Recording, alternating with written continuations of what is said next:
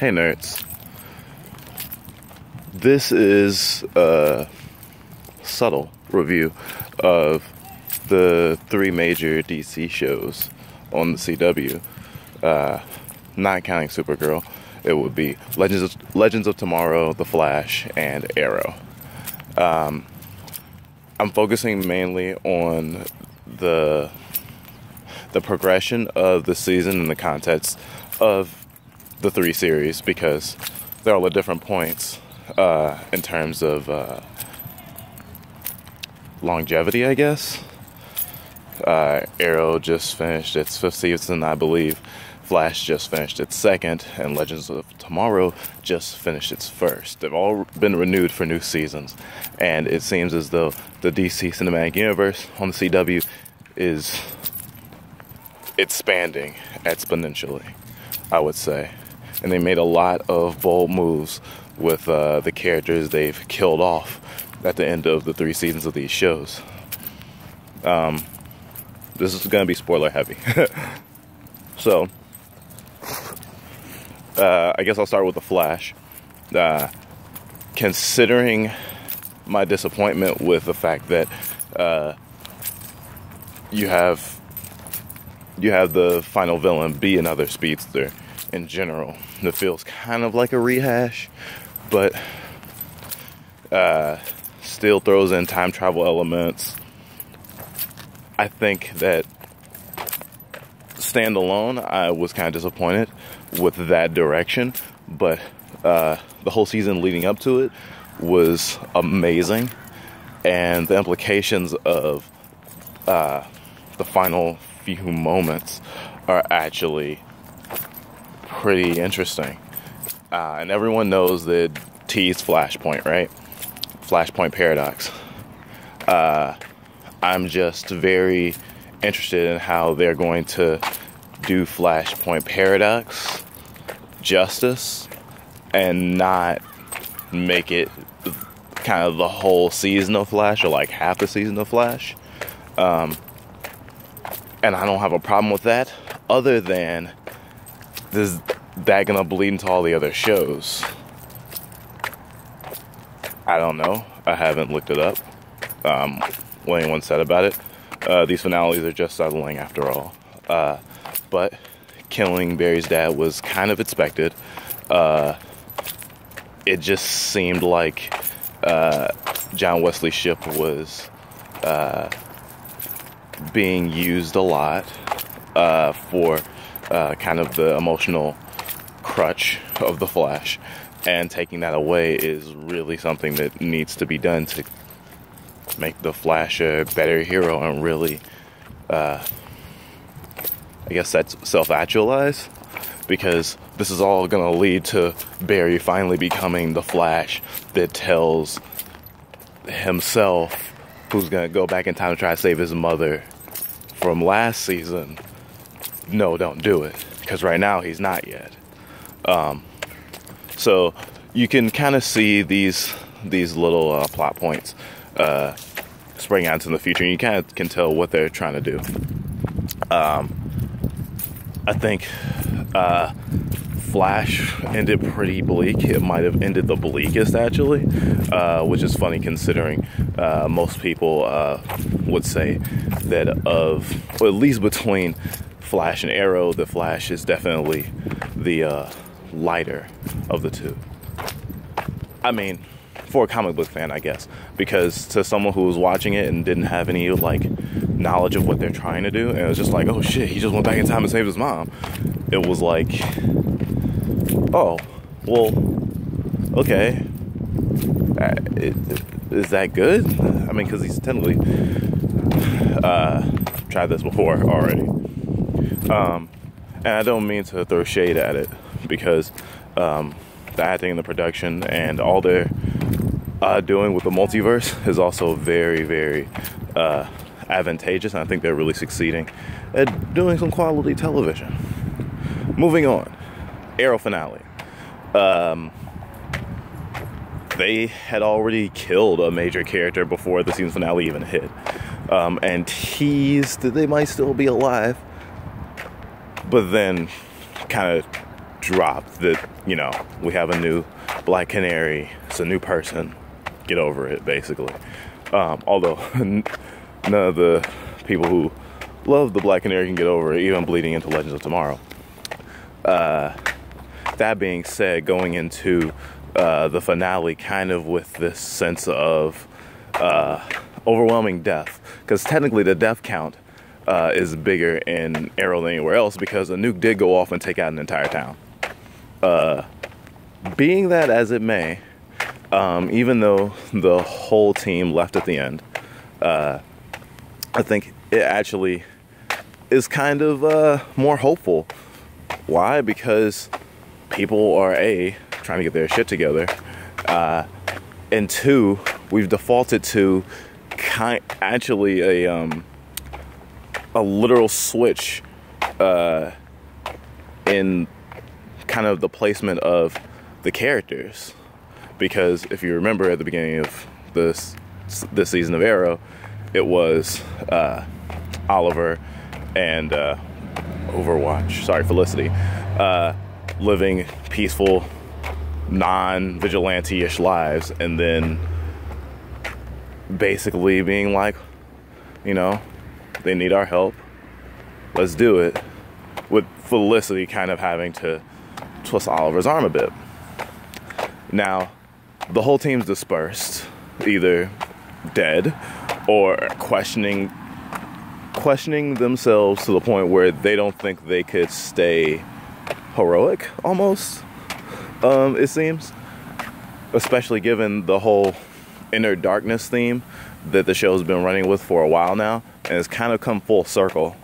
I actually love that Oliver thinks his darkness infected everyone. However, now we have not so much a complete functioning team anymore. A compromised headquarters, and just Oliver and Felicity. And they're not a romantic item anymore either, which is interesting. I think puts new depth into their relationship, because they were almost teasing all over the place that Felicity wasn't going to stay on the team. She jumped off and on a lot this season. So it was nice to see her stepping into her own, pun intended. And even though it was like, you know, the crumbling kind of command center around them, it was, I don't know, the fact that Felicity stayed out of everyone else actually, I think, was one of the most hopeful things. It actually gave me hope for everyone to come back, even from the dead. Moving on to Legends of Tomorrow, which answered my question that I have for Legends of Tomorrow, is like, well, when are they going to let the other shoe drop and let Sarah find out that her sister's dead? And they did. And I was hoping she would come like literally right after the season finales, because to tell you the truth, even though Legends of Tomorrow aired its finale first, I actually watched its finale last, which is funny. But I mean, timeline wise and airing wise, it makes sense for them to be coming right before everything hits the fan with everything. And I was a little disappointed that we didn't have time to visit you know, kind of the people from The Flash, but I mean, they squeezed every last second out of the runtime for Legends of Tomorrow, to the point where I would have really enjoyed them to pull a Walking Dead and have like an extra 10 minutes on the episode or something. I don't know, just something to consider, CW. But taking out a major villain is kind of a big deal, especially for what they want to continue doing. And just backtracking a bit and referencing Arrow killing Damien Dark, Oliver said to his face, like, well, actually, the situation was better with Slade. You're too dangerous, I'm sorry. Which is actually an interesting step, and I love the no more moral ambiguity. It's like, I have to do this. This is what I have to do, and this is as far as I'm gonna go with these kind of villains. And then other villains, unfortunately, we just need to kill. Which, I mean, really sucks. But when you talk about going forward with more superpowered villains, it's going to become more and more of a necessity, I'm pretty sure. So going back to Legends of Tomorrow, actually, the killing Savage 3 times thing was actually pretty clever, and this show has tried to be really, really clever with its time travel, almost beating us over the head with the time travel. And they did a few they did one nod to Doctor Who in this episode. I'll put it in the description when I remember what it was. Oh no, he said, is it a spaceship? Well, actually, it's a time ship. But yes, it also travels through space. I guess Legends of Tomorrow could actually be considered the lightest of the shows. They did a similar thing the Arrow did with killing off a major character before the season finale, but they had already killed a major character in like the 3rd episode and brought him back as a villain and then turned him back into a good guy. And now we have Hawkman and Hawkgirl in the DC universe not time traveling, whereas everyone else is going to be kind of in the void of season 2 of Legends of Tomorrow. Them mentioning the Justice Society of America seems really pretentious, but you know, they can't use Justice League. And actually them working around it, actually I am really loving all they're doing. And with Supergirl coming, it's next season on the CW, it's definitely going to be on that watch list. Actually, you should expect Cynthia to start reviewing episodes starting from season 1 very soon. Oh, I didn't really go into the Savage 3 times thing. I want to mention this particularly because I had always hoped that they would give Snart and Mick's guns some more oomph, you know, because technically those guns are super powerful, but they have so many fight scenes that they can't just be using it willy-nilly in terms of the special effects budget. But it went to the practical effects budget when they killed Savage, because they actually set the guy on fire, or a guy in a fire retardant suit on fire. And I really enjoyed that, and it created the headcanon in me that Rory must turn his gun down, so he's actually not really killing most people he's fighting. He's just, you know, thrusting them with great velocity at trees and such. I do like the decision to make him a major character and basically give him what we thought Snark was gonna be in terms of like going forward as a hero, and the potential of guest star appearances still because of time travel, which is great. It was the most cliffhangery finale. Yeah, it was the most cliffhangery finale, and I think all of them bundle up into a great, big, nice DC soup.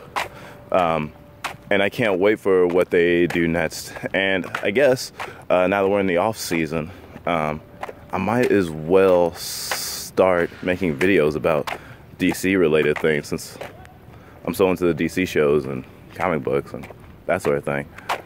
So if anyone has any suggestions, leave some in the comments. Also, if you like this video, give me your impressions of the season finales. Tell me which ones were your favorites, any headcanons you have, because you have to think about the fact that they can't spend too much money on these shows, but they still look great. Really anything, honestly. Nerds, have a great weekend, and I hope you all enjoy X-Men. I won't see you till Monday.